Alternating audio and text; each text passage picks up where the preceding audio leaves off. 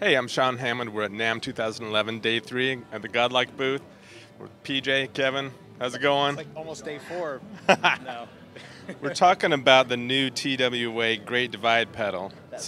There's too many LEDs on there for me to just suss it out myself. Why don't you tell me what's going on? Absolutely. Great Divide is basically the new TWA model that we've been working on for quite some time.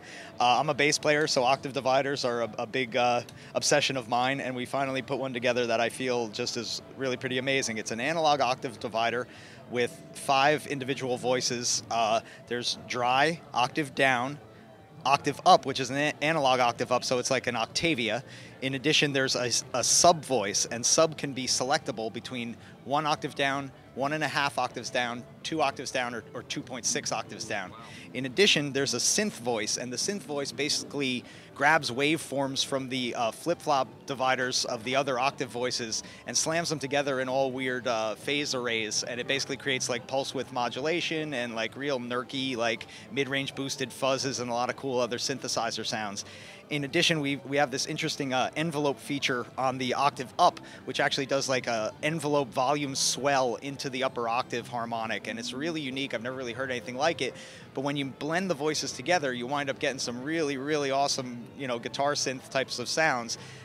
But it's all audio is 100% analog. In addition, the tracking is just very, very accurate for an analog unit.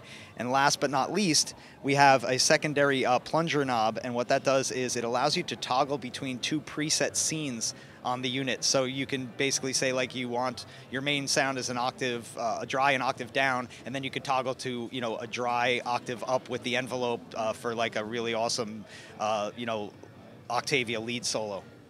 It sounds as spacey cool as it looks. Now, there's a lot obviously going on there. So before I ask you to play a few different samples, I think for me, one thing that comes to mind when you describe all that is with octave dividers, you don't usually hear it goes 2.6 octaves down. So why 2.6 octaves?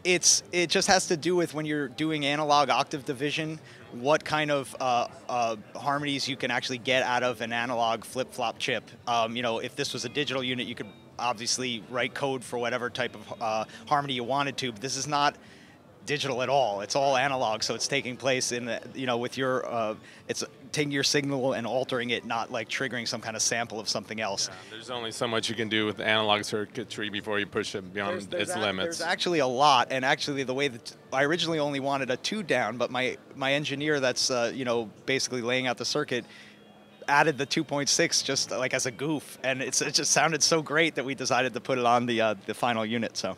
Cool. Well, let's hear a few different sounds from this. Great.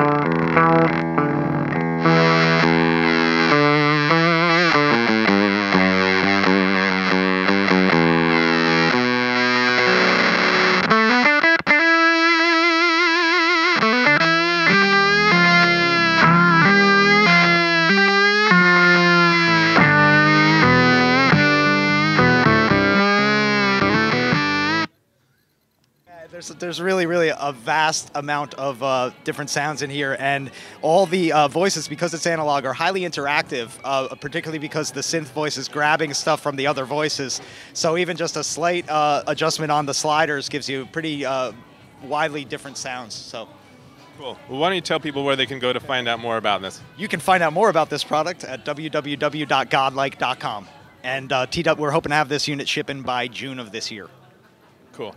PJ, Kevin, thanks you guys. Thanks so much. Have a great man. show. Thanks everybody. I'm Sean Hammond. You're watching PremierGuitar.com.